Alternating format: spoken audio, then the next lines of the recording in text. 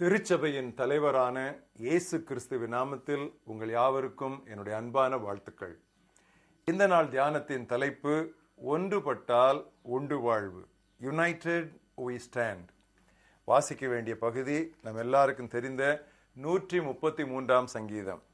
இதோ சகோதரர் ஒருமித்து வாசம் பண்ணுகிறது, எத்தனை நன்மையும் எத்தனை இன்பமுமானது. அது ஆரோனுடைய சிரசின் மேல் ஊற்றப்பட்டு அவனுடைய தாடியிலே வடிகிறதும் அவனுடைய அங்கிகள் மேல் இறங்குகிறதுமான நல்ல தைலத்துக்கும் எர்மோன் மேலும் சீயோன் பர்வதங்கள் மேலும் இறங்கும் பனிக்கும் ஒப்பாயிருக்கிறது.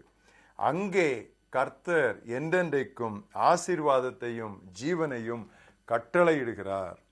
இன்றைய மனப்பாட வசனம் பிலிப்பியர் 3ஆம் அத்தியாயம் 2ஆம் அத்தியாயம் 3ஆம் வசனம். ஒன்றையும் விவாதத்தினாலாவது வீண் பெருமையினாலாவது செய்யாமல் மனத்தாழ்மையினாலே ஒருவரை ஒருவர் தங்களிலும் உயர்ந்தவர்களாய் கருதுங்கள். Let nothing be done through selfish ambition or conceit, but in lowliness of mind let each esteem others better than himself. இன்று எங்கும் சபை பெருகுகிறது, அதே வேளையில் பிரிகிறது. சபை பிரிவினைகள் 1 தனிநபர்களை சுற்றியதாகவோ, 2 உபதேசங்களை அடுத்ததாகவோ, 3 கருத்து வேறுபாடுகளின் விவாதங்களினாலோ ஏற்படலாம். அவைகளை சற்று கவனித்து அவற்றிற்கான நிவாரணங்களை இன்று நாம் சுருக்கமாக தியானிப்போம். நம்மை மீட்டவர் இயேசுவாய் இருந்தாலும் சிலர் தனி நபர்களையே சுற்றி சுற்றி வருவர். நான் பவுலை சேர்ந்தவன் என்பான் ஒருவன், நான் அப்பல்லோவை சேர்ந்தவன் என்பான் இன்னொருவன், நான் கேபாவை சேர்ந்தவன் என்று தம்பட்டம் அடித்துக் கொள்வான் இன்னொருவன். இதெல்லாம் தவிர்த்து இன்னொரு குழு உண்டு. அதுதான் சபை பிரிவு, பாகுபாடற்ற சபை பிரிவு. அவன் சொல்லுவான், நான் கிறிஸ்துவை சேர்ந்தவன், இன்டர்டினாமினேஷனல் டினாமினேஷன்.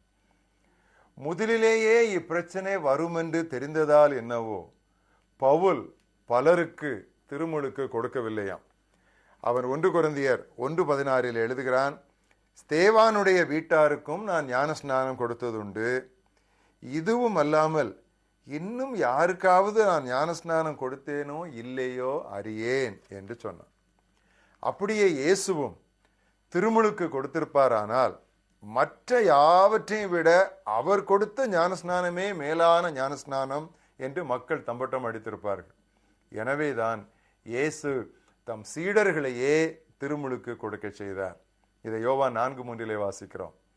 ஊழியர்கள் தங்கள் பக்கமாக மக்களை கவருவதற்கான எதையும் செய்யக்கூடாது. இப்படி இருந்தால் தனிநபர் கவர்ச்சியினால் உண்டாகிற பிரிவினைகளை நாம் தவிர்க்கலாம். 2வது உபதேசங்களை வைத்து ஏற்படும் பிரிவினைகள். எப்போது பார்த்தாலும் ஞானஸ்நானம், திருமுழுக்கு, ஞானஸ்நானம், பேப்டிசம் என்றே பேசிக் கொண்டிருந்தால் முடிவது பேப்டிஸ்ட் சபை என்று முடிந்துவிடும். எப்பொழுது பார்த்தாலும் அனைத்து விசுவாசிகளின் ஆசாரியத்துவத்தையும் பெண்கள் சபையிலே பேசக்கூடாது என்றே சொல்லிக் கொண்டிருந்தால் முடிவது ஒரு பிரதரன் சபை. இப்படி பல உலகத்திலே உருவாகி இருக்கின்றன. அளவுக்கு மிஞ்சினால் அமுதமும் நஞ்சு. நீதிமொழிகள் 25:16 வாசிக்கிறோம், தேனை கண்டாயானால் மிதமாய் சாப்பிடு, மிஞ்சி சாப்பிட்டால் வாந்தி பண்ணுவார். திருமறையில் உள்ள எல்லா உபதேசத்தையும் நாம் சமநிலைப்படுத்த வேண்டும்.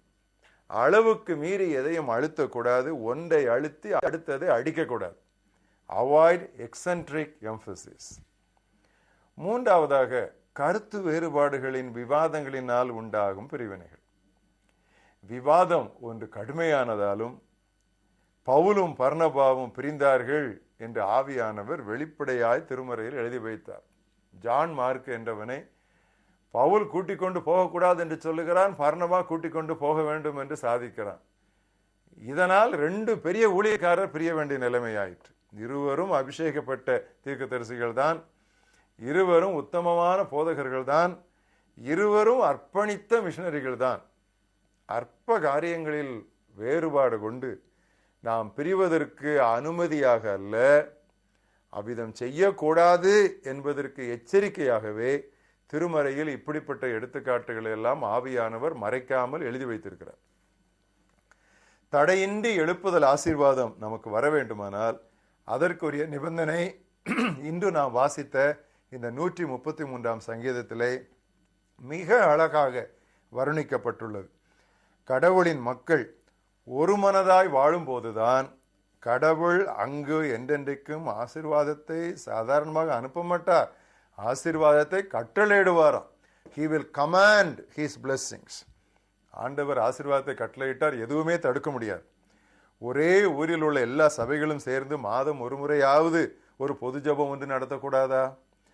எல்லாரும் சேர்ந்து நற்செய்தி கூட்டங்கள் நடத்தினால் இந்த டூப்ளிகேஷன் பணச்செலவெல்லாம் குறையுமே. சபைகளில் இருக்கிற சாபமாகிய இந்த ஜாதி வித்தியாசங்களும் கண்டிப்பாக ஒழிந்தாக வேண்டும். பிரிவினை சுவர்களை தகர்ப்பது கிறிஸ்துவின் சிலுவை ஒன்றே. இரு துருவங்கள் போல் இருந்த யூதர்களையும் புறவினத்தாரையும் சிலுவை ஒன்று சேர்க்க முடியுமானால் என்ன ஜாதி வித்தியாசம்? சிலுவை வந்தால் ஜாதி வித்தியாசங்கள் எல்லாம் மறைந்து போகும். அருமையான எமிலண்ணன் அழகாக பாடினார்கள். விசுவாசிகள் என்னும் கூட்டம் உண்டு, அன்பு ஒன்றே அவர் நடுவில் உண்டு, ஒரு மனம் ஒற்றுமை அங்கு உண்டு என்று சொல்லும் நாட்கள் இன்று வேண்டும். இதுவே நம்முடைய ஜெபமாகவும் இதுவே நம்முடைய ஏக்கமாகவும் இருக்கட்டும். ஒரு அருமையான பிரேயர் சாங் நாம் அடிக்கடி இப்பொழுது குழுக்கள் எல்லாம் கூடி வரும் பொழுது ஆங்கில பல்லவிகள் பாடுகிற இடத்திலே நாம் பாடுவோம். Bind us together, Lord, bind us together with cords that cannot be broken. Bind us together, Lord, bind us together. Bind us together with love. இப்படி பாடிவிட்டால் போதாது, இதற்கான முயற்சிகளை நாம் எடுக்க வேண்டும். ஒன்றையாவது விவாதத்தினாலாவது வீண் பெருமையினாலாவது செய்யாமல் மனத்தாழ்மையினாலே ஒருவரை ஒருவர் தங்களிலும் உயர்ந்தவர்களாய் கருதுங்கள்.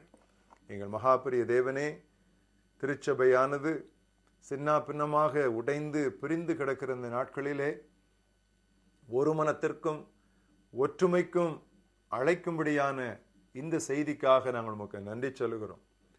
எங்களுடைய வாழ்க்கையிலே நாங்கள் ஒவ்வொருவரும் தனியாகவும் குழுவாகவும் முயற்சி எடுத்து ஆவியின் ஒருமைப்பாட்டை காத்துக்கொள்ள கர்த்தர் எங்களுக்கு உதவி செய்ய வேண்டும் என்று ஜெபிக்கிறோம்.